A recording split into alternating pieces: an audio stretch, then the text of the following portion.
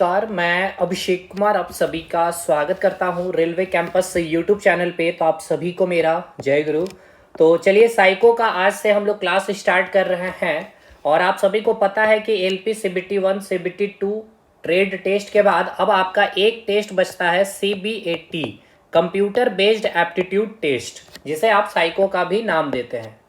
तो आज जो हम लोग स्टार्ट करने वाले होंगे साइको टेस्ट में, सबसे पहला जो टेस्ट है हम लोग जो स्टार्ट कर रहे हैं वो है आपका टेबल टेस्ट, यानी जिसे आप नाम देते हैं रो कॉलम टेस्ट। अब एक चीज को समझ लीजिए पहले। अब ये row column test, table test, ये सब चीजें जो आप देख रहे हैं, इससे पहले आप ये वीडियो को देख लीजिएगा। इसी यूट्यूब के प्लेटफॉर्म पे आपको मिल जाएगी जो भी जितनी भी तरह की आपको टेस्ट पूछे जाने हैं साइको के एग्जामिनेशन में। यहाँ सारी चीजें मैंने बतला रखा है। 5 टेस्ट होंगे। हर टेस्ट में आपको कितने मिनिमम स्कोर करने होंगे, जैसे कि ट्रेड में आपको करना था 35%, कितना बेस्ट स्कोर हो सकता है, और नेगेटिव मार्किंग नहीं होने के बाद भी आपको एक्यूरेसी क्यों, मतलब सारी चीजें आपको बता दी गई है। तो जिसमें मैंने आपको पहला टेस्ट में बताया था मेमोरी टेस्ट, तो बहुत आसान होता है ये टेस्ट, जिसमें आपको 5 टाइप के टेस्ट पढ़ने होते हैं और इसमें से कोई एक टेस्ट देखने को मिलेगा। और इसके बाद आपका दूसरा टेस्ट था जिसे हम लोग कहते हैं फॉलोइंग डायरेक्शन टेस्ट। ये भी 2 टाइप के होते हैं और इसी 2 टाइप में आपको देखने को मिलेगा टेबल टेस्ट और वॉच टेबल टेस्ट। तो यही हम लोग आज कवर करने वाले हैं और ये एक क्लास में कवर होगा भी नहीं। चीज़ों को समझते हुए एग्जाम्पल के एक एक, मतलब कि जो भी कंसेप्ट होगा उसका एक एक एग्जाम्पल को देखते हुए हम लोग कवर करेंगे, ठीक है। तो टेबल टेस्ट में मैंने आपको बताया था कि अगर फॉलोइंग डायरेक्शन टेस्ट में जो आपको 2 टाइप पढ़ने हैं, उसमें से या तो आपको ये टेस्ट या फिर घड़ी परीक्षण यानी कि वॉच टेबल टेस्ट मिलेगा। अगर ये रो कॉलम मिला तो 10 क्वेश्चन रहेंगे और वॉच टेबल में 20 क्वेश्चन रहेगा। इन दोनों में से कोई एक टेस्ट ही आपसे पूछा जाएगा। अगर ये रहा तो 5 मिनट का समय, ये रहा तो 10 मिनट। बाकी इसमें बहुत सारी डिटेल आपको बतला दी गई है, तो वो वीडियो पहले आप देख लेंगे। देखिए, अब देखिए, सबसे पहले ये टेस्ट कराने का क्यों मकसद है। ये आप बोले तो पूरा का पूरा कंसेप्चुअल टेस्ट होता है, मतलब table test, row column test जो आप साइको के एग्जामिनेशन में जब बैठेंगे तो ये टेस्ट आपको जब देखने को मिलेगा तो ये एक ऐसा टेस्ट है कि ये पूरा कंसेप्ट के ऊपर आधारित रहेगा। पहली चीज तो ये। दूसरा, आप इसको जब अटेम्प्ट कर भी लेंगे तो आपको पता नहीं रहेगा कि आपने सही किया है या गलत किया है। सबसे इंपॉर्टेंट बात ये, अगर आपका कंसेप्ट कहीं भी थोड़ी सी भी लूप रह गई या फिर जल्दबाजी में जो पढ़ने के बजाय आपने कुछ और पढ़ लिया, तो भी आप अटेम्प्ट तो कर लिए लेकिन वो गलत। तो मेनली इस टेस्ट में आपको डायरेक्शन दिया हुआ रहेगा। हर एक क्वेश्चन में आपको डायरेक्शन दिया हुआ रहेगा। हर एक क्वेश्चन में डायरेक्शन मतलब कि कुछ कंडीशन दिए हुए रहेंगे और उस कंडीशन को आपको क्या करना पड़ेगा, फॉलो करना पड़ेगा। इसीलिए इसका नाम ही है आपका, मैंने बताया था पहले ही दिन, फॉलोइंग डायरेक्शन टेस्ट, है ना। यानी कि आपको फॉलो करना है जो भी डायरेक्शन दिया हुआ रहेगा। तो सबसे पहले हम लोग टेबल टेस्ट में देखते हैं क्या है। तो देखिए, सबसे पहले आप देख भी पा रहे होंगे टेबल टेस्ट को और किस नाम से जानते हैं। तो टेबल टेस्ट को यहाँ लिखा गया है रो और कॉलम टेस्ट के नाम से भी हम इसे जानते हैं। अच्छा, कुछ स्टूडेंट मैसेज किए कि पेड कोर्स भी आपका तो फ्री पढ़िए, यूट्यूब पे पढ़िए। आप कहीं और से पेड कोर्स को ज्वाइन कर लीजिएगा। बाकी आपकी जितनी डाउट पेड कोर्स में पढ़ने के बाद बचेगी वो आपको यहाँ पे क्लियर हो जाएगी। एकदम यहाँ से लेके चलेंगे 0 से लेकर अप टू हीरो लेवल पे। बैचेस लॉन्च करने के पीछे रीजन बस ये है कि अभी मैं साइंस के ऊपर बहुत अच्छा कंटेंट और एनटीपीसी में जीके का कंटेंट में बहुत काम कर रहा हूँ, इसीलिए। और हाँ, ये भी अगर आप क्लास देख रहे हैं तो भाई जो आपको बतला रहा है साइको के बारे, क्या पेपर क्वालिफाई किया भी है या नहीं, तो ये भी मैंने आपको दिखला रखा है। 5 टेस्ट देख सकते हैं, test 1, test 2, test 3, test 4, test 5 qualified किया हुआ, ठीक है। और अच्छी स्कोर है 21 नंबर, मैक्सिमम 22 मैंने कहा है, और 18 से 22 ही, इससे ज़्यादा आप कर नहीं पाएंगे। यही होगा 1-2 क्वेश्चन, 1-2 मार्क्स नंबर आपका मेरिट बनाने में ये मदद करेगा कि आप 18 के जगह 21 ले आइए या फिर 22 ले आइए, ठीक है। बाकी ये सारी बातें हमने वहाँ बतला रखी है। चलिए, तो आज का सेशन स्टार्ट करते हैं, समझते हैं टेबल टेस्ट में क्या होता है क्या नहीं होता है। देखिए, जब बात होगी टेबल टेस्ट की, यानी कि यहाँ पे क्या होगा सर, कोई टेबल दिया हुआ रहेगा। अब आपको पता होना चाहिए जब टेबल की बात हम लोग करते हैं, ठीक है, तो इसमें बहुत सारे रो मिलेंगे। अब ये रो किसको बोलते हैं, तो ये जो हॉरिजेंटल लाइन जो आप खींचे ना, तो ये हो गया आपका रो। इसे हम लिख रहे हैं R1, इसे हमने लिख दिया R2 यानी कि रो नंबर 2। रो को हिंदी में कहेंगे पंक्ति। ये हो गया आपका रो 3 यानी कि पंक्ति 3 हो गया, ये हो गया रो 4 यानी कि ये हो गया आपका पंक्ति 4, और एक और हॉरिजेंटल मैं खींच दूं तो ये हो गया आपका रो 4 यानी कि पंक्ति 5। अब कॉलम टेबल में क्या होगा भाई, रो और कॉलम मिलेगा आपको, तो ये हो गया कॉलम 1, ये मैं लिख दिया कॉलम 1। कॉलम 1 को हिंदी में क्या कहेंगे, स्तंभ 1। ये हो गया आपका कॉलम 2 यानी स्तंभ 2 हो गया। ये हो गया कॉलम 3 यानी कि स्तंभ 3 हो गया। ये हो गया कॉलम 4 और ये हो गया कॉलम 5। समझ में आया? यानी सबसे पहले आप ये समझिए कि जब हम बात कर रहे होंगे या हम कह रहे होंगे रो मतलब क्या हो गया आपका पंक्ति, ठीक है। तो कौन सा लाइन देखना है आपको, हॉरिजेंटल लाइन देखना। हॉरिजेंटल मतलब क्या आपको लाइन देखना है, हिंदी में क्या बोलेंगे, क्षैतिज रेखा। यानी कि आप यहाँ पे देख पा रहे होंगे इस प्रकार से, ये जो आपका क्षैतिज, यानी कि रो जब भी बोला जाएगा तो आपको कहाँ जाना है, हॉरिजेंटल जाना है, हॉरिजेंटल जाना है। और जब आपको कह दिया जाए कॉलम के बारे में यानी कि स्तंभ के बारे में, तो आपको कहाँ जाना है, वर्टिकल जाना है, ऊपर से नीचे वर्टिकल, यानी कि अप टू डाउन या डाउन टू अप, यानी कि इसे क्या कहेंगे, ऊर्ध्वाधर। यानी कि जब भी बात होगी कॉलम की तो आप क्या करेंगे, ऊपर से नीचे जा रहे होंगे, ऊपर से नीचे जा रहे होंगे। ये चीजें आपको समझ में आई? पहले ये समझिए कि रो और कॉलम कहते किसको, ठीक है। अब अगर इस टेबल की बात की जाए, ये जो आपको टेबल मैंने बनाया है इसमें कितने रो है पहले ये बताइए। तो आप बोलेंगे सर रो की संख्या कितनी है, तो देखिए 1 रो हो गया, ये 2 हो गया, 3 हो गया, ये 4 हो गया, ये 5 हो गया, ठीक है। ये क्या हो गया आपका 5 हो गया, यानी टोटल रो की संख्या यानी कि पंक्ति की संख्या कितनी है, 5 है। अब अगर मैं आपसे पूछ लूं कॉलम की संख्या क्या है भाई, तो कॉलम कितना, 1 2 3 4 5, तो कॉलम की संख्या भी कितनी है, 5। अब एक बात आप बताइए, आपने एक्स वाई के बारे आपने मैथ्स पढ़ा भाई, एक्स मतलब क्या होता है, हॉरिजेंटल एक्सिस को रिप्रेजेंट कर रहा होता है, वाई किसको रिप्रेजेंट करता है, वर्टिकल एक्सिस को, है ना। तो भाई यहाँ पे बताइए रो क्या रिप्रेजेंट कर रहा होगा, एक्स को, हॉरिजेंटल को कर रहा होगा कि नहीं, और वर्टिकल बोले तो वाई। तो अगर मैं इसको लिखना चाहूं तो ऐसे लिख सकता हूं 5x5। इसका मतलब क्या है, देखिए सबसे पहला जो लेटर है यहाँ पे देखिए क्या है, एक्स का, यानी कि ये आपको एक्स के बारे बता रहा है। एक्स क्या हो गया, हॉरिजेंटल एक्सिस। हॉरिजेंटल एक्सिस मतलब क्या हो गया, रो। यानी कि आपको जो टेबल है वो कितने रो का टेबल होगा, 5 रो का टेबल होगा, ठीक है।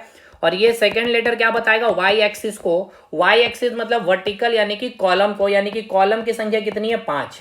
अगर आपको मैं लिख दूं 4x4, इसका मतलब क्या है ये बताइए। इसका मतलब ये हो गया, सबसे फर्स्ट लेटर एक्स एक्सिस को रिप्रेजेंट कर रहा होगा, ये आपका वाई एक्सिस को रिप्रेजेंट कर रहा होगा।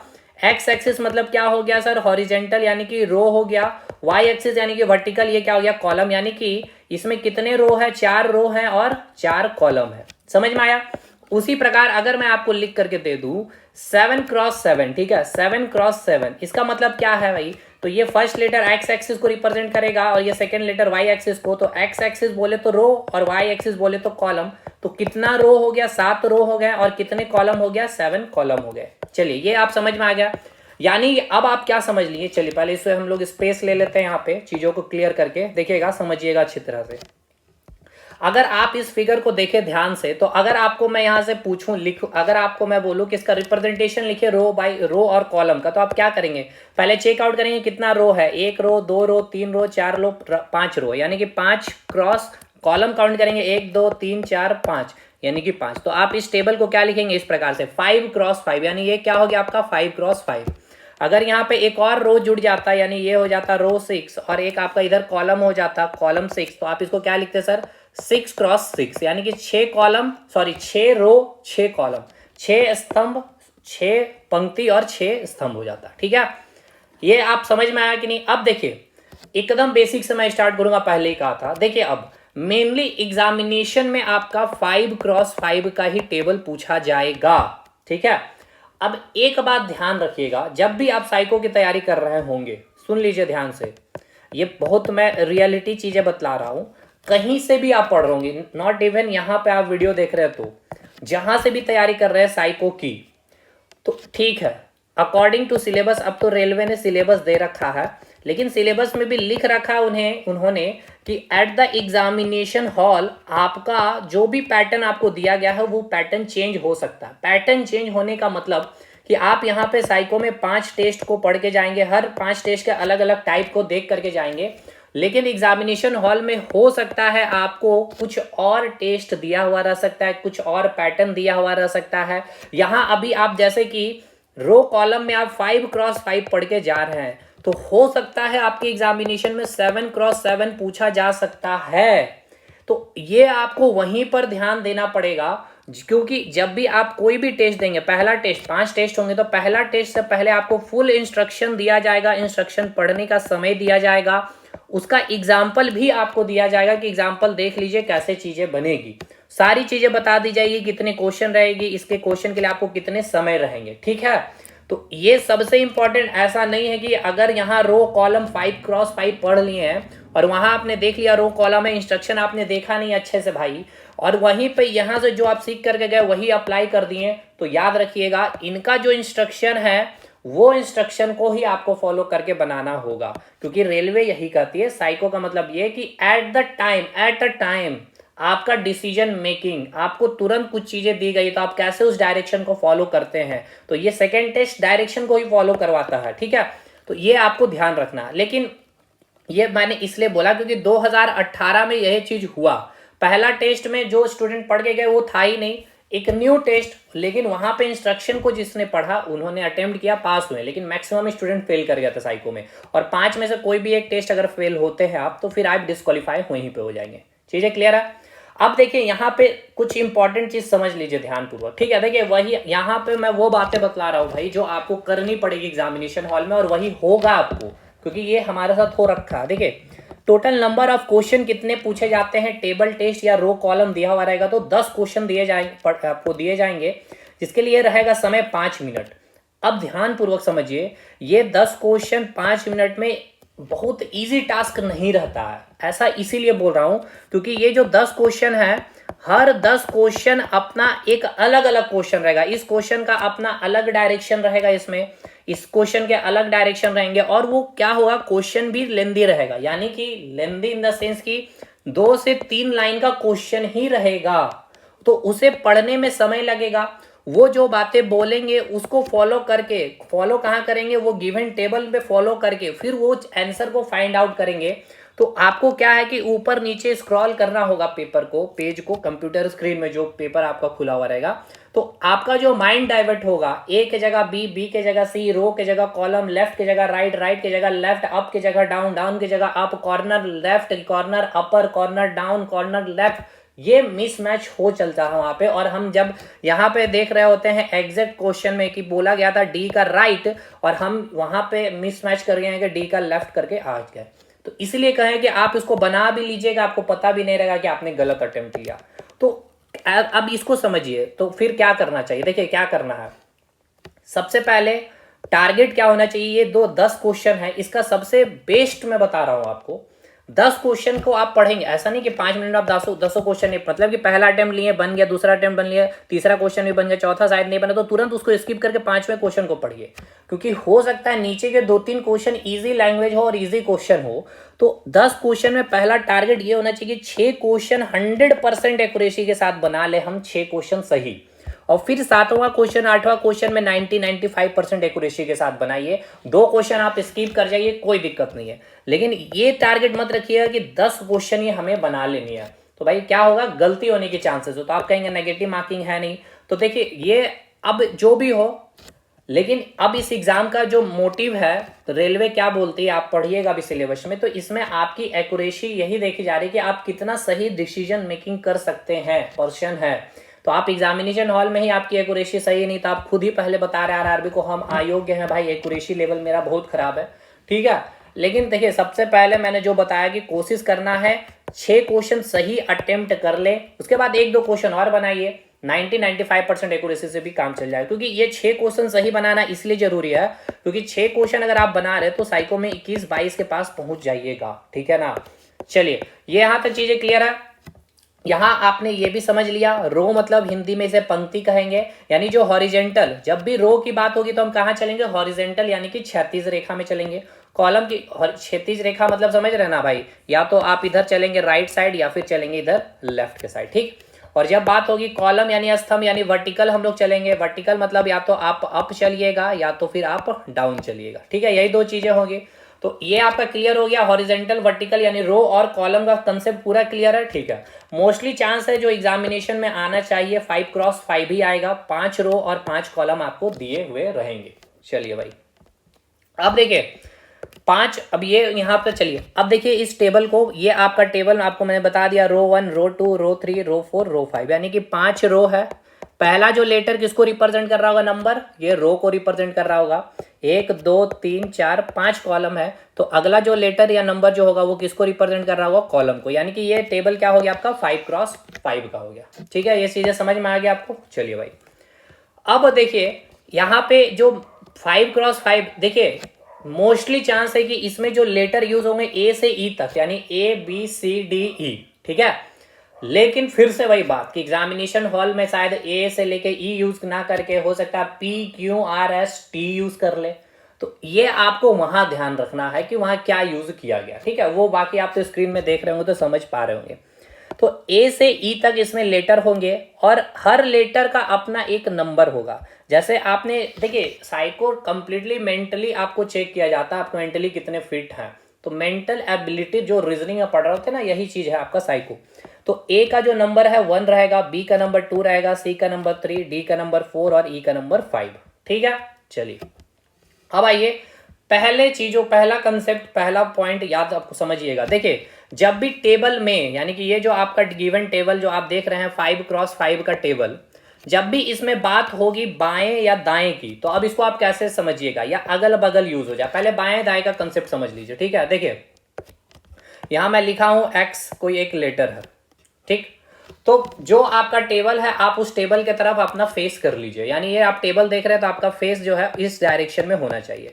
तो आपका हाथ ये जो होगा, ये कौन सा हाथ होगा, राइट हैंड, और ये क्या होगा आपका लेफ्ट हैंड होगा ना भाई। सिंपल से समझिए आपके टेबल में या बेड में जहां से भी पढ़ रहे हैं तो आपके पास ये कॉपी होगी, तो इस कॉपी को देखिए, ठीक है। कॉपी को आप देख रहे होंगे तो आपका ये राइट डायरेक्शन हो रहा होगा, ठीक है ना। इतना तो रीजनिंग ठीक ही ठाक होगा आपका भाई। चलिए तो अभी यहां पे देखिए ये x है, x का राइट क्या होगा ये बताइएगा अकॉर्डिंग टू अभी जो मैंने बताया। तो x के और हम अगर आप देख रहे होंगे तो ये हमारा राइट हो जाएगा, ये हमारा लेफ्ट रहेगा। तो टेबल टेस्ट में ये याद रखिएगा हमेशा ही लेफ्ट राइट का डिसीजन कैसे होगा। अगर मैं आपसे इस टेबल में पूछूं कि ई जो लेटर देख रहे हैं, ठीक है, ई का लेफ्ट लेटर कौन है, ठीक है, या ई के इमीडिएट लेटर, इमीडिएट वर्ड भी यूज किया जाएगा, यानी बगल का लेटर कौन है, इमीडिएट बगल का, तो या तो ये बगल हो सकता है या फिर अब ये भी बगल हो सकता है ना। तो किस डायरेक्शन में जाएगा, तो उसमें यूज किया जाएगा इमीडिएट लेफ्ट लेटर या इमीडिएट राइट लेटर, यानी कि दाएं बगल की दाई अक्षर या फिर बगल की बाई अक्षर।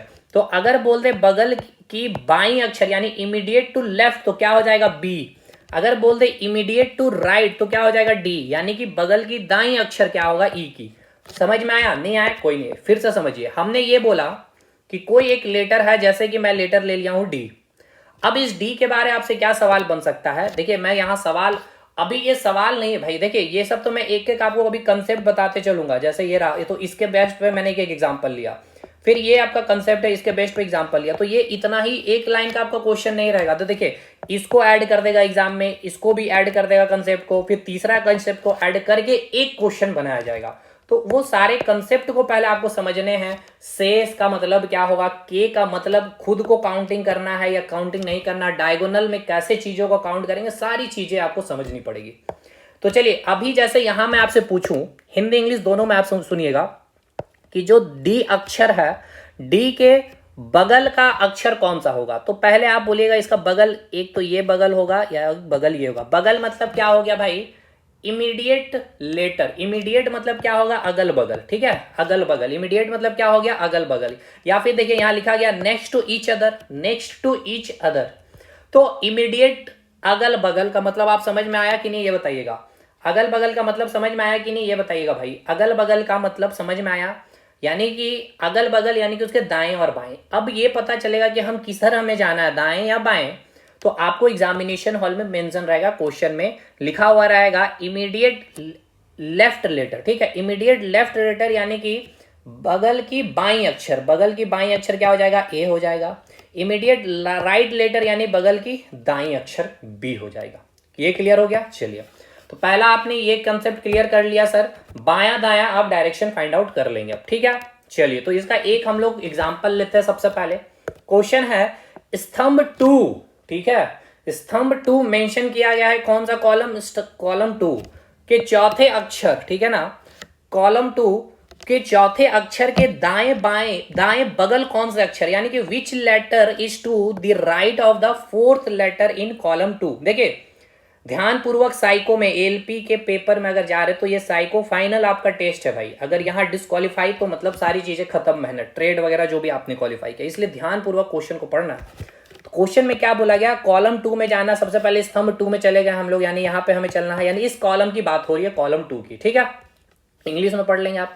बोला गया चौथे अक्षर के दाएं बगल, चौथे अक्षर, तो पहले स्तंभ 2 का चौथा अक्षर कौन सा होगा, ये पहला हो गया, ये दूसरा हो गया, ये भाई अब एक बात बतलाइए, या स्तंभ, स्तंभ मतलब क्या है, देखिए स्तंभ मतलब वर्टिकल, वर्टिकल मतलब या तो नीचे या तो ऊपर जाएंगे, हॉरिजेंटल मतलब या तो लेफ्ट या तो राइट, क्लियर है।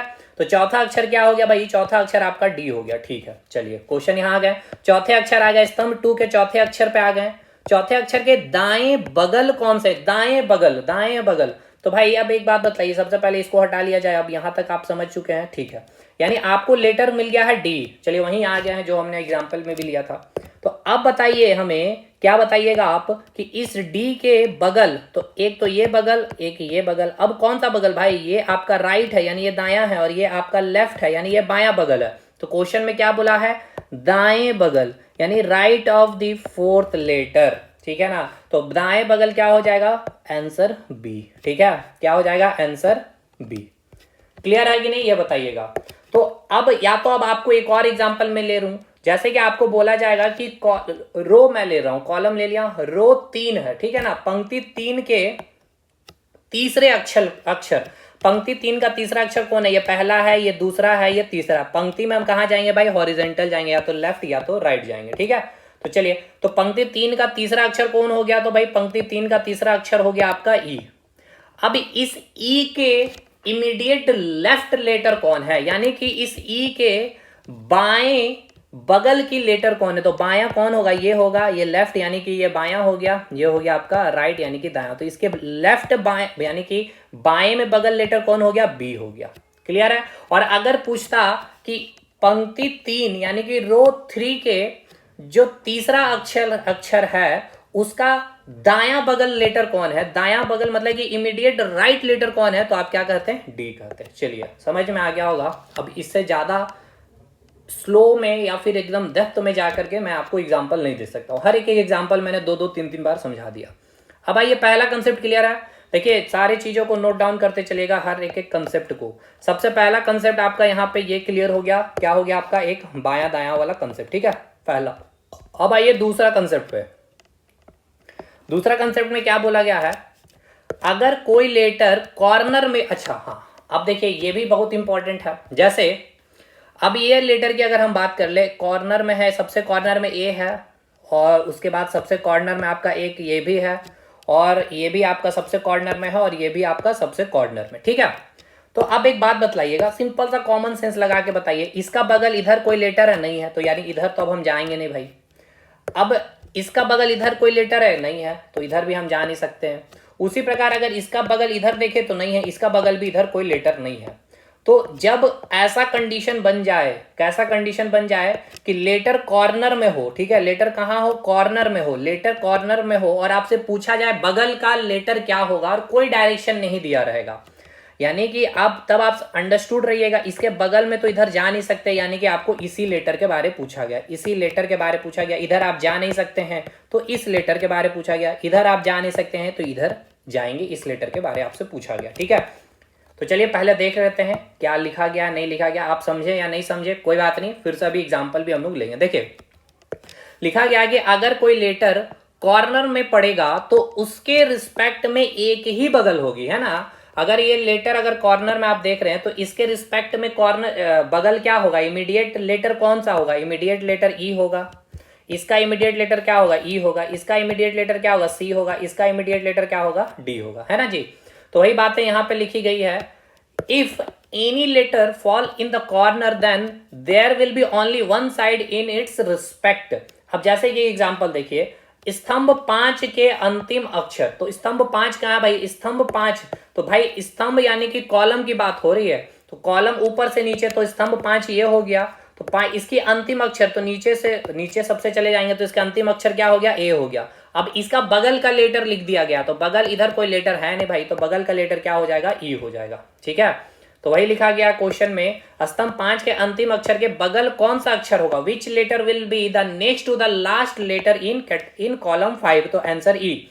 अब आप बोलिए सर इसमें कौन सी बड़ी बात है? देखिए बड़ी बात इसमें यह है कि आप ये परेशान नहीं होइएगा, जैसे कि अभी आपको यहाँ बताया गया कि लेटर बी का बगल 2 है, इसलिए यहाँ पे लेफ्ट और राइट मेंशन रहेगा कि कौन सा अक्षर, राइट लेटर या लेफ्ट लेटर बी का इमीडिएट या फिर बगल का। लेकिन ए में आपको कोई डायरेक्शन नहीं दिया हुआ रहेगा। आप बोलेंगे सर इधर बगल नहीं है तो इधर बायां लिखना चाहिए था, इसके लिए बायां अक्षर लिखना चाहिए था, इसके लिए दायां अक्षर लिखना चाहिए था, इसके लिए दायां अक्षर लिखना चाहिए, तो नहीं लिखेगा वो। आपको वो चेक करना चाह रहा है कि आपको पता है कि नहीं भाई कि एक जो कॉर्नर का जो लेटर है इसका बगल केवल एक ही है, इसके बगल में बैठने वाला बंदा केवल एक ही है जो उसके, अगर यहाँ का अगर कॉलम 5 का पूछ लेगा तो इसका आंसर ई हो जाएगा। और अगर आपसे पूछ लिया जाता कि रो 5 का यानी पंक्ति 2 के, या फिर आपको ऐसे बोलता पंक्ति 2 का नहीं, पंक्ति 2 नहीं लेता हूं, ये ले रहा हूं मैं अभी आपका कॉलम 1 ले ले रहा हूं, यानी कि स्तंभ 1 का अंतिम अक्षर डी है, तो इसका बगल लेटर कौन सा होगा? तो इसका बगल लेटर क्या हो जाएगा? ई हो जाएगा। ठीक है, इसका बगल लेटर क्या हो जाएगा? ई हो जाएगा। या अगर आपको दे दे पंक्ति 2, ठीक है, पंक्ति 2 का जो चौथा अक्षर है, चौथा अक्षर का बायां लेटर कौन सा? ठीक है, मैंने ये बोला कि रो 2 का 4th लेटर, ठीक है, रो 2 का जो 4th लेटर है इसका लेफ्ट लेटर क्या होगा, यानी कि बायां अक्षर क्या होगा बताइए। तो चलिए रो 2 में चलिए, तो ये हो गया आपका रो 2। ठीक है, इसका 4th लेटर यानी पहला लेटर, दूसरा लेटर, तीसरा लेटर, चौथा लेटर, यानी ये चौथा लेटर आ गया। इस चौथा लेटर का कौन सा बगल? Left letter. ठीक है, इमीडिएट लेफ्ट लेटर, तो इसका लेफ्ट क्या होगा? ये तो राइट हो गया, ये इसका लेफ्ट हो गया, इमीडिएट लेफ्ट क्या हो जाएगा? डी हो जाएगा। यानी बायां बगल लेटर कौन सा हो जाएगा? तो डी हो जाएगा। दायां बगल लेटर इसका पूछता तो ई हो जाता, इमीडिएट राइट लेटर। चलिए भाई हो गया, तो कॉर्नर भी हो गया और दायां बायां भी आप यहां पे समझ गए हैं, कोई भी लेटर अगर आपको दिया हुआ रहेगा तो। चलिए दूसरा कंसेप्ट क्लियर है। चलिए तीसरे पॉइंट पे अब हम लोग आते हैं। तीसरा पॉइंट तो भाई सिंपल सा है, ऊपर नीचे हमेशा, मतलब स्तंभ की बात, कॉलम के बारे में मैंने बता दिया, कहाँ जाना होगा हमें? ऊपर और नीचे जाना होगा। अब ये बहुत वेरी वेरी इंपॉर्टेंट 4th वाला और 5th number very very important है, यहाँ पे स्टूडेंट को कंफ्यूजन होता है, समझिएगा ध्यान से। देखिए जब से यूज हुआ रहेगा इसका मतलब क्या है समझिएगा, इसका मतलब समझाऊंगा, पहले इसको पढ़िए क्या लिखा गया। से का मतलब क्या होगा? से का मतलब क्या होता है कि उस लेटर को साथ में गिनती करना है, यानी कि जब शब्दों में, सेंटेंस में इंग्लिश में फ्रॉम मिले या हिंदी में अगर आपको से मिले, ठीक है, याद रखना है, तो इसका मतलब यह है कि means count that letter together. अब इसका एग्जाम्पल देखिए तभी समझ में आएगा। जैसे कि देखिए स्तंभ 3 के तीसरे अक्षर से, स्तंभ 3 पहले चलिए, स्तंभ 3 कहाँ है? ये हो गया स्तंभ 3 यानी कि कॉलम 3 हो गया। तीसरा अक्षर कौन सा हो जाएगा? तो तीसरा अक्षर कौन सा हो जाएगा भाई बताइए? पहला अक्षर, ये दूसरा अक्षर, ये हो गया आपका तीसरा अक्षर। ठीक है, तो ये हो गया आपका तीसरा अक्षर। ठीक है, अब आगे पढ़िएगा क्वेश्चन में, तो यहां लिखा क्या गया है आगे क्वेश्चन में, ध्यान पूर्वक देखिए। स्तंभ 3 के तीसरे अक्षर से, ठीक है, क्या है? से, यानी इंग्लिश में पढ़िए द सेकेंड, एक मिनट, the second letter to the right from word use किया गया, यानी कि से, from the third letter in column 3 will be. ठीक है, तो देखिए समझिए ध्यान पूर्वक से, तो अब यहां पे स्तंभ 3 चलना है, तीसरे अक्षर पे जाना है, उसके बाद बोला गया तीसरे अक्षर से दायां का दूसरा अक्षर बताइए। तो देखिए अभी आपको मैंने क्या बताया कि जब से या फ्रॉम रहेगा इंग्लिश में तो हम काउंटिंग कहां से स्टार्ट करेंगे? उसी लेटर के साथ में हम लोग काउंटिंग स्टार्ट कर देंगे, उसी लेटर से। तो देखिए स्तंभ 3 के जो तीसरा जो लेटर है उसी से हम लोग काउंटिंग करेंगे, कहां तक जाएंगे? दाएं और जाएंगे, कहां तक जाएंगे? दूसरा लेटर तक जाएंगे। तो आइए यहाँ पे देखिएगा इस कॉलम को, कॉलम 3 पे ये था, आप यहाँ पे, अब आप तो इधर जा सकते हैं या फिर आप इधर जा सकते हैं, है ना? तो आपको बोला गया किधर जाने? दाईं ओर जाने के लिए। ठीक है, यानी आप चलेंगे इस साइड में, और बोला क्या गया भाई? दूसरा दायां अक्षर बताइए, और से तो यहां से ये हो गया आपका पहला, ठीक है, ये हो गया आपका पहला, ये हो गया आपका दूसरा अक्षर।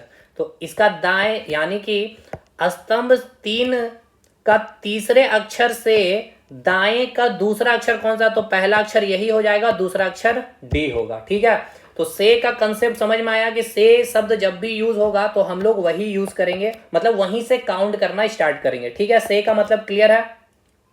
लेकिन अगर यहां पे यूज कर लिया गया होता से के जगह के यानी कि ऑफ, तो के का मतलब उस लेटर को छोड़ करके गिनती करता है। यानी कि अगर क्वेश्चन में ये देखिए यहां पे लिखा गया स्तंभ 3 के तीसरे अक्षर, देखिए यहां यूज किया गया के, ठीक है, और यहां देखिए यहां यूज किया गया है से। तो यहां देखिए अब क्या इसका आंसर चेंज हो जाएगा, स्तंभ 3 के तीसरे अक्षर के दायां दूसरा अक्षर क्या होगा। तो चलिए स्तंभ 3 पे आइए, पहले स्तंभ 3 पे आइएगा, यहाँ पे हम लोग का स्तंभ 3 वही होगा। ठीक है, एक बार फिर से ले लीजिए। चलिए स्तंभ क्या हो गया, ये 3 हो गया, इसका तीसरा अक्षर क्या होगा भाई, ये ई हो गया तीसरा अक्षर। के शब्द है तो भाई के में क्या करेंगे, इसको काउंट नहीं करेंगे और दाईं ओर चलना है, तो ये पहला अक्षर हो गया, ये दूसरा अक्षर हो गया, तो इसका आंसर क्या हो जाएगा इस केस में बी। तो ये समझ में आया, देखिएगा इसका आंसर क्या है, इसका आंसर है बी। बताइए नहीं समझ में आया। मैंने बोला कि जब शब्द में ध्यान पूर्वक पढ़ना कि के है या फिर ऑफ है, के है ऑफ है या फिर से है या फिर फ्रॉम है।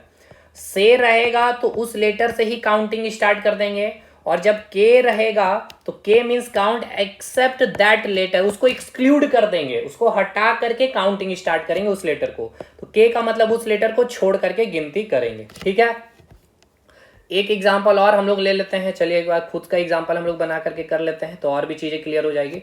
चलिए भाई, जैसे कि अब मैं आपको बोल रहा हूं, देखिएगा ध्यानपूर्वक सुनिएगा। आपको बोल रहा हूं कि कॉलम 4 है, ठीक है, कॉलम 4 का दूसरा अक्षर, तो कॉलम 4 का दूसरा अक्षर क्या हो जाएगा, ये हो जाएगा दूसरा अक्षर। सुनिएगा ध्यान से, कॉलम 4 के दूसरे अक्षर से दूसरे अक्षर से तीसरा अक्षर कौन सा होगा। ठीक है, तो कॉलम 4 के दूसरे अक्षर से बाईं ओर, ठीक है ना, बाईं ओर तीसरा अक्षर कौन सा होगा। तो याद रखिए मैंने बोला है क्या कि कॉलम 4 से, ठीक है, कॉलम 4 से दूसरा अक्षर से बाईं और तीसरी अक्षर कौन सी होगी। ठीक है, बाईं और तीसरी अक्षर कौन सी होगी। तो कॉलम 4 के दूसरे अक्षर से है तो ये पहला है, और बाईं ओर जाना है तो ये दूसरा हो गया, ये तीसरा हो गया। तो तीसरा अक्षर पूछेगा तो बी हो जाएगा आपका। और यहीं पर अगर शब्द यूज किया जाता है से के जगह के, कि कॉलम 4 के दूसरे अक्षर, ठीक है, कॉलम 4 के ऐसे भी लिखा जा सकता है कि कॉलम 4 के दूसरे अक्षर के बाईं और तीसरी अक्षर या फिर दूसरी अक्षर कुछ भी, तो बाईं के मैं यहां लिख दे रहा हूं भाई, तीसरी अक्षर कौन सी होगी। तो कॉलम 4 के जो दूसरी अक्षर है इसके के बोला जाएगा, तो इसको छोड़ करके काउंट करेंगे, ये हो जाएगा पहला लेटर, ये हो जाएगा दूसरा लेटर, और इस केस में तीसरा लेटर यहां आ जाएगा। तो यहां भी बी है तो वो अलग बात है। समझ में आया कि नहीं आया ये बताइएगा। तो भाई यहां सिंपल ये समझाना चाह रहे हैं आपको कि जब भी बात हो रही होगी से या के की, ठीक है, अगर आपको बोल दिया जाएगा से यानी कि फ्रॉम, तो आप जहां भी चलेंगे कॉलम 5 से जिस भी लेटर के पास आ गए, मान लेते यहां पे आए हैं, अगर से बोला गया तो यहीं से काउंटिंग स्टार्ट कर देंगे। तो पहला लेटर ये रहेगा, दूसरा लेटर ये रहेगा, तीसरा ये लेटर रहेगा, चौथा ये रहेगा, पांचवा लेटर ये रहेगा। अब जो भी लेटर आपसे पूछे वो आप आंसर देंगे। और अगर बोलेगा के, तो इस केस में आपका काउंटिंग क्या हो जाएगा, चेंज हो जाएगा। ठीक है, इस केस में काउंटिंग स्टार्ट होगा यहाँ से 1 2 3 4। ठीक है, बस यही चीज आपको समझना है। चलिए होप शो आपको समझ में आ गया होगा। बाकी और देखिए ये चीज इसलिए समझा रहे हैं क्योंकि नेक्स्ट जब हम लोग क्या करेंगे, पूरा मिक्स करेंगे, सारे कंसेप्ट को मिक्स करके एग्जामिनेशन में मिक्स करके ही पूछेगा। ठीक है, ऐसे सिंगल कंसेप्ट का नहीं पूछेगा क्वेश्चन। से भी ऐड कर देगा, उसमें कॉर्नर का क्वेश्चन डाल देगा, दाएं बाएं कर देगा या ऊपर नीचे डाल देगा, कुछ भी डाल सकता है आपसे। चलिए ये हो गया क्लियर। अब आइए, अब देखिए पूरे, अब इसको देखिएगा, इस तालिका को यानी कि इस टेबल को अगर आप देखिएगा तो सबसे मिडिल लेटर कौन सा है। तो देखिए मिडिल लेटर कौन सा है, तो पहले बताइए कितना रो है भाई। यहाँ पे आपको मैंने बताया है, यहाँ पे कितना रो है, 5 है और 5 कॉलम है। ठीक है, 5 यानी कि देखिए 1 2 3 4 5। ठीक है, 2 इधर है और 2 इधर है, बीच में कौन हो गया ये, यानी कि रो 3 ये बीच हो गया। पंक्ति में मैंने बता दिया, कॉलम का देखिए 1 2 3 4 5, ये इधर है, 2 इधर हो गया, ये बीच हो गया, यानी कि ये आपका मिडिल हो गया। कॉलम में कौन है भाई, मिडिल ये है, यानी कि देखिए रो में मिडिल ये है और कॉलम में मिडिल ये है, ठीक है। पहले इसको हटाइए, समझिएगा ध्यानपूर्वक जो हम बता रहे हैं आपको। चलिए भाई, समझ गया सर। अब देखिए, चलिए अब इस जब मैं ये 5x5 की बातें कर रहा हूँ, ठीक है, अगर यहाँ पे 4x4 रहता तो ये तो आपको रहता नहीं। इस केस में आप मिडिल कैसे निकालते? 1 2 3 4 रहता भाई, 2 2 हटा तो बीच में कहाँ जाता है? तो भाई इसीलिए मैंने कहा कि मोस्टली चांस है कि एग्जामिनेशन 5x5 या फिर 7x7 भी पूछ सकता है, वहां पे भी आपका मिडिल आ जाएगा, ठीक है। तो अब देखिए, इस पूरे टेबल का सबसे मध्य में स्थित लेटर यानी कि मिडिल लेटर कौन सा है? तो सबसे पहले मिडिल का जो रो है वहां आ जाइए और सबसे मिडिल के कॉलम पे आ जाइए। अब चलिए यहां से लाइन खींचिए और एक लाइन इधर से खींचिए इस कॉलम से, कहां पे वो दोनों इंटरसेक्ट कर रही है? तो देखिए ये हो गया आपका मिडिल का लेटर, ठीक है। ये हो गया आपका मिडिल का लेटर, यानी कि मिडिल का लेटर क्या हो गया आपका? ई, ठीक है। तो मिडिल लेटर कैसे निकलेगा, ये समझ में आया कि नहीं भाई? ये बताइएगा। चलिए पहले आइए क्या क्या लिखा गया यहाँ पे, पहले देखिए भाई कंसेप्ट पे आइए। यहाँ क्या लिखा गया है देखिए, पूछ लेगा कि 5x5 टेबल दे करके कि मिडिल अक्षर कौन सी है, ठीक है। पूरी तालिका का मध्य अक्षर पंक्ति 3 और स्तंभ 3 के बीच वाला होता है। The middle letter of the entire table is on in the middle of row 3 and column 3 is E, ठीक है। जो भी यहाँ लेटर ई था तो यहाँ ई हो गया। अब आइए, अब क्वेश्चन कभी कभी ऐसे भी रहेगा कि जब भी कोई भी पंक्ति का प्रारंभ और अंतिम दिया हुआ नहीं रहेगा, मतलब ये जैसे कि अभी तक हम आपको क्या कर रहे थे, क्वेश्चन में बता रहे थे कि कॉलम 2 का, ठीक है ना, तीसरे अक्षर का, जैसे कि कॉलम 3, अरे भाई कॉलम 3 के दूसरा या तीसरा अक्षर, तो तीसरा अक्षर यहाँ आते थे, ठीक है। लेकिन ये तीसरा अक्षर मेंशन नहीं रहेगा, कोई कंडीशन नहीं दिया हुआ रहेगा, तब कैसे चीजें स्टार्ट करेंगे? तो देखिए वही बता, देखिए ये सब और चीजें क्लियर होगी, जैसे अभी हम इसका एग्जांपल करेंगे तो फिर क्लियर हो जाएगा। और फिर जब पूरा मिक्स कराएंगे तो पहले समझ लीजिए सारा कंसेप्ट कि से का, के का, फ्रॉम का, ऑफ का, अप डाउन, अगल बगल, इमीडिएट लेफ्ट, इमीडिएट राइट, ये सब चीजें। तो क्या है देखिए, जब कोई भी पंक्ति का, इसलिए मैंने कहा कि ये टफ टेस्ट है भाई, इसलिए मैंने टफ से स्टार्ट किया भाई। चीजें हल्के बता करके मुझे सब्सक्राइबर गेन करना या व्यू लेना मजा नहीं भाई, टफ चीजें क्लियर करना। और आपका मैं फिर से कह रहा हूँ, जितने आप जहां से पढ़िएगा, जो डाउट रहेगा, ये तो अभी पहला क्लास स्टार्ट है भाई, ठीक है। तो लाजमी सी बात है, और नई चीजें आपके लिए, नई चीजें तो वैसे है नहीं भाई, कंप्लीट ये रीजनिंग है। खैर छोड़िए, जब कोई भी पंक्ति का प्रारंभ और अंतिम नहीं दिया रहे, ठीक है, प्रारंभ कहाँ से हो रहा है या फिर अंतिम कहाँ से हो रहा है, कुछ भी नहीं दिया रहेगा, तो हर समय हम उस पंक्ति में ही, उस पंक्ति में प्रारंभ से बात को सोचेंगे। क्या है इसका मतलब, पहले इंग्लिश में पढ़ लीजिए। When the beginning and end of any row is not given then you will always think about that row from the beginning. अब देखिए एग्जांपल से समझिएगा, बोला गया है क्या यहाँ पे, ऐसे बोला रहेगा कि पंक्ति 2 का चौथा अक्षर कौन होगा? What will be the fourth letter in row 2? चलिए रो 2 यानी कि रो 2, चलिए पहले इसको क्लियर करिए यहाँ से। रो 2 में चलिए, कहाँ भाई रो 2? तो रो 2 हो गया ये। रो 2 का डायरेक्ट पूछा गया चौथा अक्षर, तो काउंटिंग कहाँ से स्टार्ट करिएगा? रो 2 का पहला लेटर क्या होगा? ये होगा या ये होगा, या फिर यहीं सब काउंटिंग स्टार्ट कर दीजिए। कैसे स्टार्ट होगा? तो देखिए भाई, रो 2 का सबसे पहले यहाँ पे आप आइएगा, कुछ भी कंडीशन नहीं है, डायरेक्ट आपसे पूछा है कि रो 2 का या पंक्ति 2 का फोर्थ लेटर, चौथा अक्षर कौन सा है? तो याद रखिएगा, पहला लेटर, दूसरा लेटर, तीसरा लेटर और चौथा अक्षर ये हो जाएगा। उसी प्रकार आपसे पूछते हैं रो 4 का तीसरा अक्षर कौन सा होगा? तो काउंटिंग यहीं से स्टार्ट करेंगे, 1 2, ये 3 हो जाएगा। अगर आपसे बोल दे भाई रो 1 का तीसरा लेटर कौन सा होगा, तीसरा अक्षर कौन सा हो जाएगा? तो ये हो जाएगा ए, 1 2 3। अगर आपको बोल दे कॉलम 4 का तीसरा अक्षर बताइए, तो कॉलम 4 का तीसरा अक्षर काउंटिंग कैसे स्टार्ट होगा? 1 2 3, यानी कि ये डी हो जाएगा, ठीक है। तो यहां बताने का मतलब क्या था कि जो भी, अगर आपको कुछ मेंशन नहीं रहेगा कि रो 1 का तीसरे अक्षर से, तो भाई तीसरे अक्षर से यहां आते हैं, लेकिन तीसरा अक्षर यहां आएंगे तो काउंटिंग कहां से स्टार्ट करेंगे? ये पहला लेटर रहेगा, ये दूसरा रहेगा, ये तीसरा रहेगा, ठीक है। चलिए, ये कोई बड़ी चीज नहीं थी, ये वाला कंसेप्ट इजी था, लेकिन बताना जरूरी है, क्योंकि जब यही क्वेश्चन मिक्स में बनेगा ना तो टिपिकल बना देगा आपके लिए, ठीक है भाई। चलिए आगे बढ़िए, अब हम लोग अगले क्वेश्चन पे। समझ में आ गया कि नहीं आया ये बताइए। चलिए, तो अब अगले कंसेप्ट में आता है, जैसे कि एक और एग्जांपल दिया गया, स्तंभ 4 का चौथा अक्षर, स्तंभ 4 का चौथा अक्षर। तो देखिए भाई, स्तंभ 4 का चौथा अक्षर, तो स्तंभ 4 है ये, इसका चौथा अक्षर क्या हो जाएगा? यहीं से काउंटिंग स्टार्ट होगा, 1 2 3 4, सी आंसर हो जाएगा, ठीक है। चलिए ये हो गया। अब विकर्ण का कंसेप्ट सीखिएगा, ठीक है। देखिएगा यहाँ से हम लोग स्टार्ट करेंगे विकर्ण का कंसेप्ट। सी है आंसर, ठीक है भाई, ठीक है, सी है आंसर। चलिए अब डायगोनल देखिए, अगर इस टेबल की बात करें, सबसे पहले देखिए बहुत इंपॉर्टेंट है डायगोनल से, बहुत अच्छे अच्छे क्वेश्चन और आपको गलती करवाएंगे भाई मिक्स में। देखिए अगर आप इस टेबल को देखें तो कितना डायगोनल है, देखिए एक ये डायगोनल है आपका, अच्छे से बनाइए भाई। चलिए डायगोनल ही चलते, 1 मिनट भाई, आ जाइएगा एक बार फिर से यहाँ पे टेबल पे, ये रहा भाई। चलिए देखिएगा, अगर डायगोनली देखा जाए तो यहाँ से चलिएगा इस प्रकार से, ये हो गया आपका डायगोनल, ठीक है। फिर से थोड़ा सा तिरछा हो गया, कोई नहीं, फिर से खींचेंगे। डायगोनल चलना है, ये कंसेप्ट इंपॉर्टेंट है इसलिए मैं इसको अच्छे से बताना चाह रहा हूँ। देखिएगा ये हो गया आपका डायगोनल, ठीक है, ये हो गया आपका डायगोनल। एक ये डायगोनल है, या तो आप ऐसे जाइएगा या फिर आप ऐसे आइएगा, ठीक है ना भाई, यही डायगोनल होगा एक। चलिए और एक डायगोनल क्या होगा आपका, तो एक डायगोनल आपका ये हो जाएगा, देखिएगा ध्यानपूर्वक, होगा कि नहीं, ये डायगोनल है, ठीक है, ये डायगोनल। यानी कि इस टेबल की बात की जाए 5x5 या फिर 7x7 में भी जाएगा तो कितना डायगोनल मिलेगा भाई, 2 डायगोनल मिलेगा, ठीक है।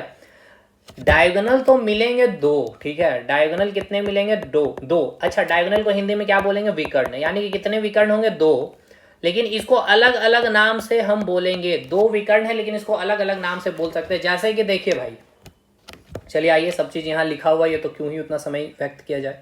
सबसे पहले देखिए क्या लिखा हुआ है यहाँ पे, जो आपको टेबल दिया गया है 5x5, इसमें कितने आपको डायगोनल मिलेंगे, 2 डायगोनल मिलेंगे, ठीक है। एग्जामिनेशन में यही मिलेगा, 7x7 में भी 2 डायगोनल ही रहेंगे।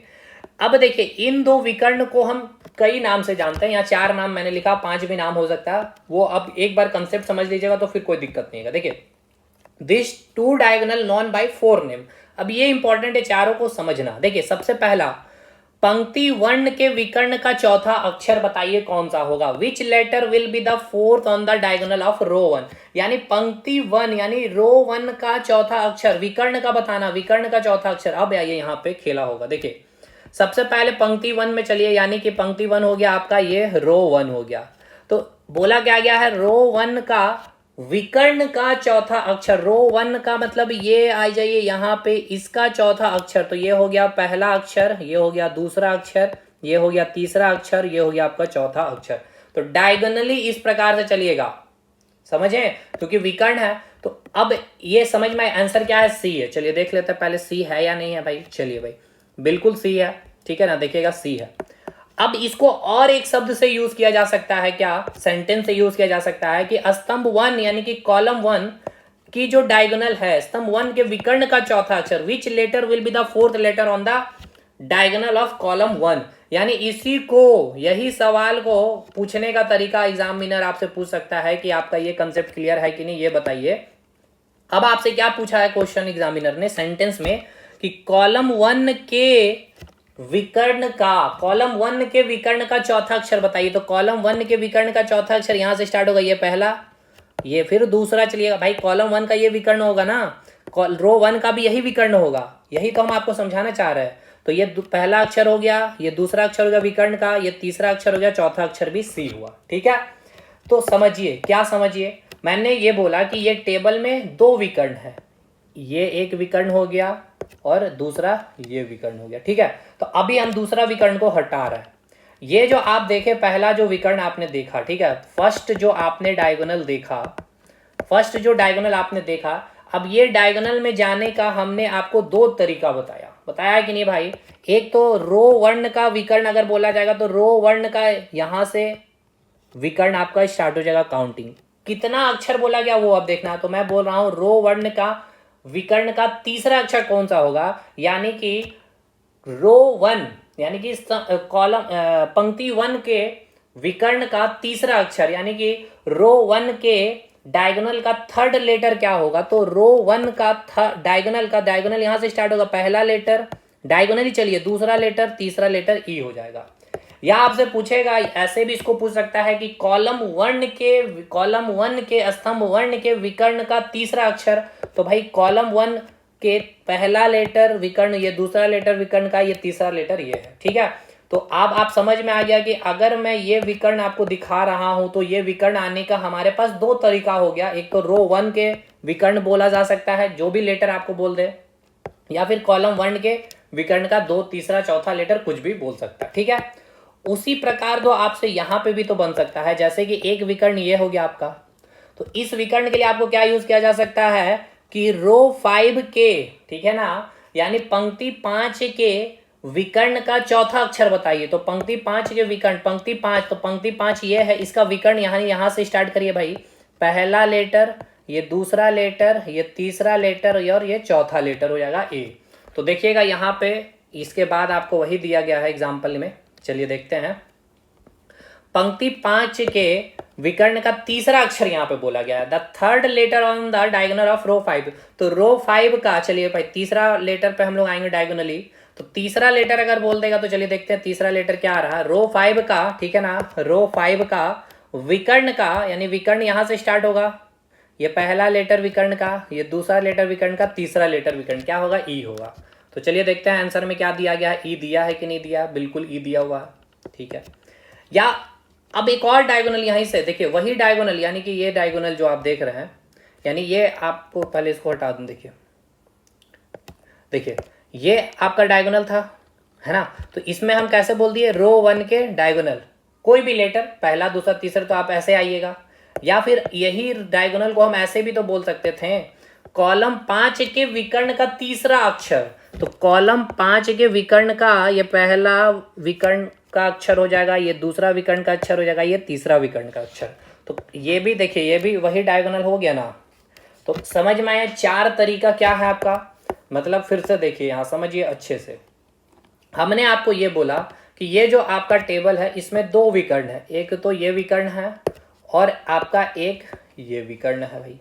लेकिन जो आपका, अब इस विकर्ण को पहले हटाइए, अब ये जो विकर्ण आपको देख रहा है इसके लिए हम आपको 2 तरीका बताए हैं जाने का।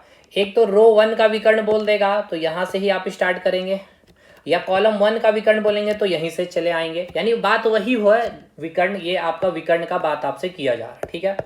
अब इस विकर्ण को छोड़ा अगर इस विकर्ण की बात हो रही होगी तो आपसे क्या बोला जाएगा, रो 5 के विकर्ण का दूसरा तीसरा अक्षर, या कॉलम 5 के विकर्ण का दूसरा तीसरा अक्षर। क्लियर है भाई, ये समझ में आ गया अगर आपको।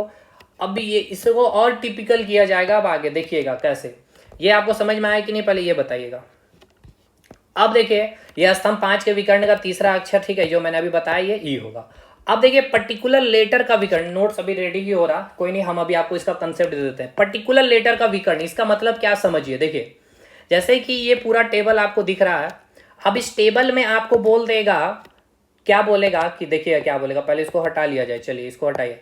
हम आपको बता रहे हैं, बोल रहे हैं कि कॉलम 3 यानी कि स्तंभ 3 का तीसरा अक्षर, तो स्तंभ है तो ऊपर नीचे भाई तीसरा अक्षर, पहला अक्षर दूसरा अक्षर तीसरा अक्षर, ठीक है। चलिए तीसरा अक्षर क्या आ गया, ई आ गया, ठीक है, ई आ गया।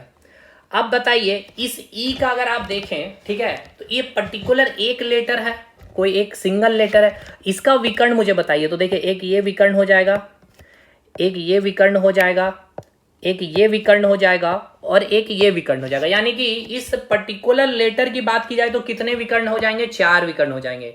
अभी मैंने आपको बताया ये पूरे टेबल का 2 विकर्ण, ठीक है, और उसको हमने 2 तरीके से 4 तरीके से रिप्रेजेंट करवाया। लेकिन एग्जाम में कोई एक पर्टिकुलर लेटर दे करके आपसे पूछेगा विकर्ण का क्वेश्चन, तो अब जब आपको बोल दिया गया है स्तंभ 3 के यानी कॉलम 3 का जो थर्ड लेटर है उसके विकर्ण से आपको क्वेश्चन बनेगा। तो इसके भाई तो 4 विकर्ण हो गए, एक ये विकर्ण, एक ये विकर्ण, एक ये विकर्ण, एक ये विकर्ण, तो किधर जाइएगा। तो समझिए देखिए इस लेटर को यहां से, अब देखिएगा ये क्या हो जाएगा, अप वाला पार्ट, यानी ये ऊपर हो जाएगा और ये क्या हो जाएगा नीचे, ठीक है। तो पहला बाइफरकेट करिए, चलिए इसको दूसरे कलर से मैं लिखूं ताकि आपको समझ में आएगा। यानी कि इस ई के से देखें तो ये पार्ट हो गया अपर और ये ई का जो हो गया ये पार्ट डाउन वाला पार्ट, यानी कि नीचे वाला पार्ट है, ठीक है। यानी कि अप हो गया, ये डाउन हो गया, ठीक है।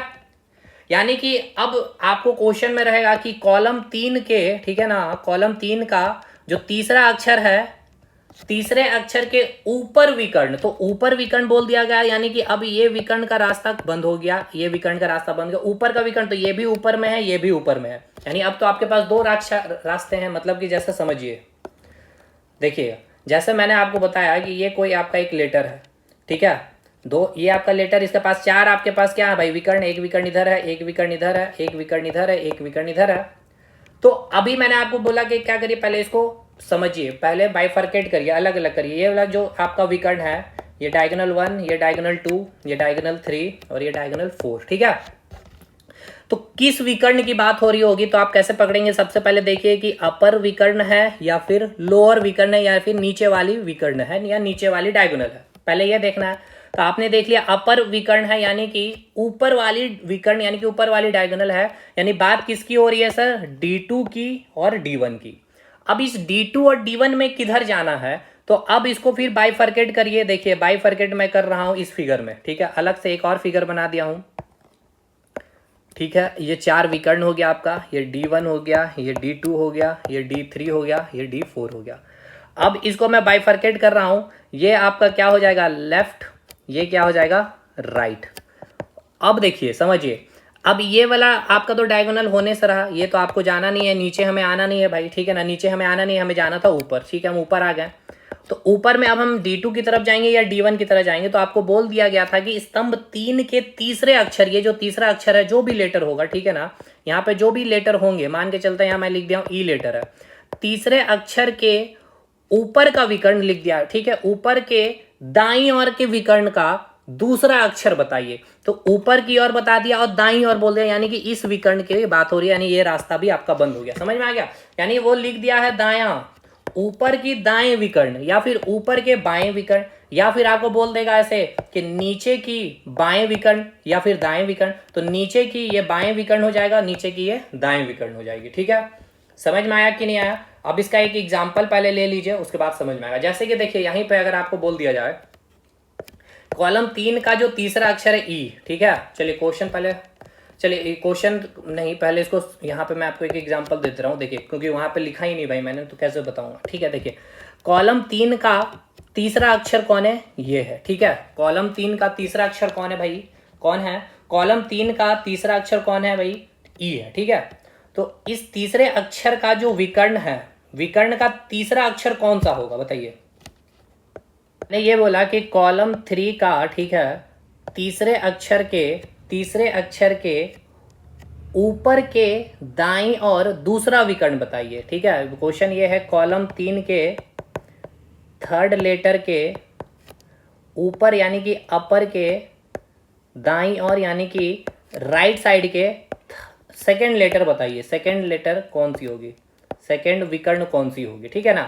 यानी कि कॉलम 3 के तीसरे लेटर के कौन सा विकर्ण में जाना है, ऊपर का विकर्ण जाना है और दाईं ओर जाना है। तो भाई कॉलम 3 के तीसरे अक्षर के ऊपर के दाएं विकर्ण का दूसरा अक्षर, तो तीसरे अक्षर के ऊपर, तो भाई एक विकर्ण ये है, एक विकर्ण ये है, एक विकर्ण ये है, एक विकर्ण है, तो ऊपर का जाना है, तो ये बंद हो गया विकर्ण, ये बंद हो गया विकर्ण, तो एक ये विकर्ण हो गया, एक ये विकर्ण है भाई।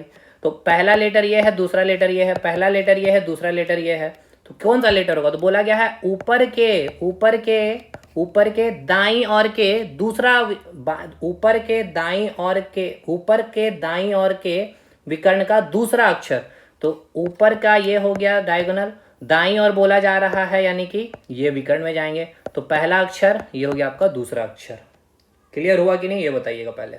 तो दूसरा अक्षर क्या हो जाएगा, ए हो जाएगा, ठीक है, क्या हो जाएगा, ए हो जाएगा। एक बार फिर से समझिएगा, ये मैंने क्वेश्चन लिखा नहीं है, कल आएंगे तो फिर इसके ऊपर हम लोग डिस्कशन कर लेंगे। मैंने ये बोला कि कॉलम 3 के तीसरे अक्षर के ऊपर के दाईं ओर के विकर्ण का दूसरा अक्षर। तो कॉलम 3 के तीसरे अक्षर के ऊपर के, तो देखिए इसका डायगोनल का एक हो गया ये डायगोनल, एक डायगोनल ये हो गया, एक डायगोनल ये हो गया, एक डायगोनल ये हो गया, है ना भाई। तो कॉलम 3 के तीसरे अक्षर के ऊपर के, तो ऊपर के यानी ये डायगोनल और ये डायगोनल हमें चलना है। कॉलम 3 के तीसरे अक्षर के ऊपर के दाईं ओर के विकर्ण, तो दाईं ओर का ये विकर्ण होगा, यानी ये विकर्ण भी बंद हो गया, ये तो हट ही गया था। दाईं ओर के विकर्ण का दूसरा अक्षर, तो पहला अक्षर ये, दूसरा अक्षर। समझ में आया? उसी प्रकार बोल देता, चलिए ले लेते एक और क्वेश्चन। अब आपको मैं दूसरा क्वेश्चन ले रहा हूँ, कॉलम दूसरा ही चेंज कर दे रहे हैं। कॉलम 4 के तीसरे अक्षर के नीचे के, ठीक है ना, तो पहले देखिए इस डी का कौन सा विकर्ण हो गया, एक ये विकर्ण हो गया, एक ये विकर्ण हो जाएगा, देखिएगा इसका भी 4 हो जाएगा, एक ये विकर्ण हो गया, एक ये विकर्ण हो गया और एक ये विकर्ण हो गया, है ना। तो कॉलम 4 के तीसरे अक्षर के नीचे के बाईं ओर, नीचे के यानी कि एक ये विकर्ण है और एक ये विकर्ण है, तो बाईं और नीचे के बाईं ओर का विकर्ण का ये है, बाईं ओर का विकर्ण का दूसरा अक्षर, तो पहला अक्षर ये, दूसरा अक्षर क्या हो जाएगा, ई हो जाएगा, ठीक है, ठीक है। अब देखिए अगला जो मैं कंसेप्ट दे रहा हूँ, ये सारी लिख के मैं ले आऊँगा नेक्स्ट डे में, वो सारी चीज़ें अपलोड हो जाएगी टेलीग्राम पे, तो टेलीग्राम ग्रुप को ज्वाइन कर लीजिएगा। देखिए अब ध्यान से सुनिएगा, मैं बोल रहा हूँ कॉलम 4 का चौथा अक्षर सी होगा, ठीक है। चौथा अक्षर के इस चौथे अक्षर का जो विकर्ण होगा, उस विकर्ण का तीसरा अक्षर कौन सा होगा, इस अक्षर के विकर्ण का तीसरा अक्षर बताइए। तो देखिए ये एक विकर्ण हो गया, ठीक है भाई, एक विकर्ण ये हो गया आपका, ये एक विकर्ण हो गया, ऐसे निकलेगा, चलिए अच्छे से बना लिया जाए। ये विकर्ण एक ऐसे निकलेगा, ऐसे, ये विकर्ण ऐसे निकलेगा, और ये विकर्ण ऐसे निकल जाएगा। बोला कि कॉलम 4 के जो चौथा अक्षर है, इस चौथे अक्षर का जो विकर्ण है, यानी ये विकर्ण, ये विकर्ण, ये विकर्ण और ये विकर्ण, इस विकर्ण का तीसरा अक्षर बताइए।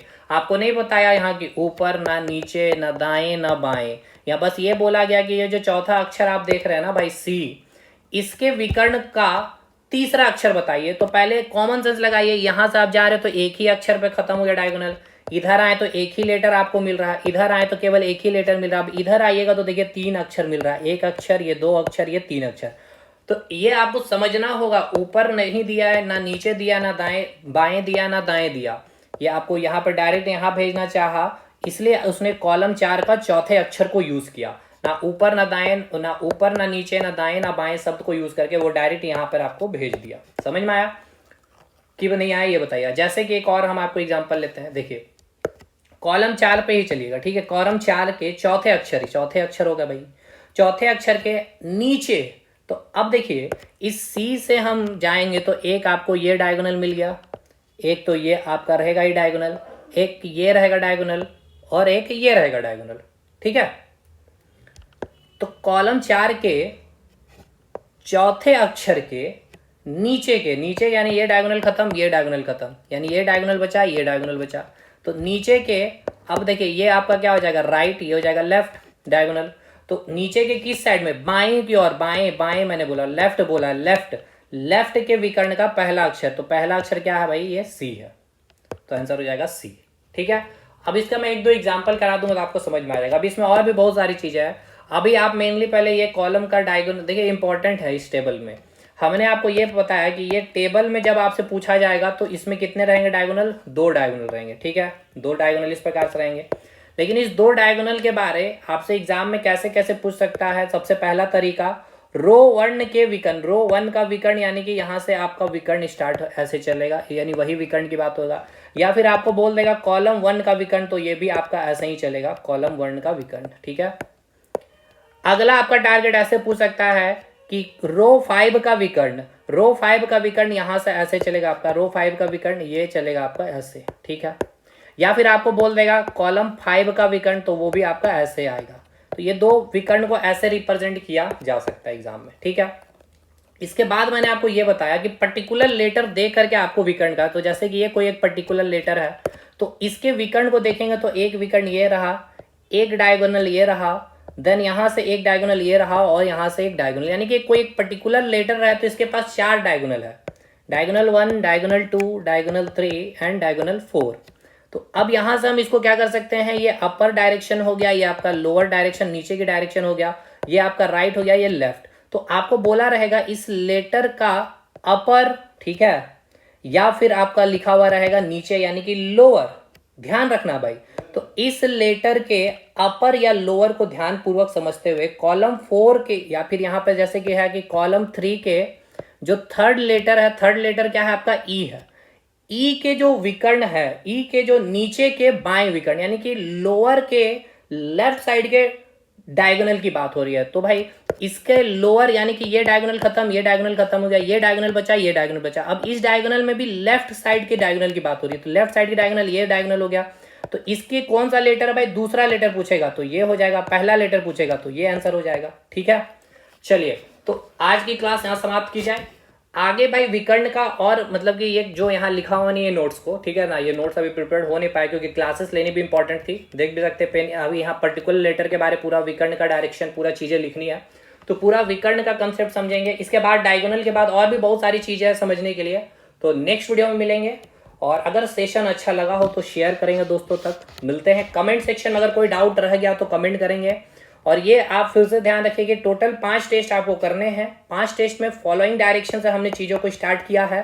और सबसे पहला टेस्ट हमने स्टार्ट किया है टेबल टेस्ट से। टिपिकल है, एग्जाम में 10 क्वेश्चन नहीं बनेंगे 5 मिनट में, याद रखना है साइको के पेपर में। ठीक है भाई, तो चलिए मिलते हैं नेक्स्ट वीडियो में, तब तक के लिए धन्यवाद।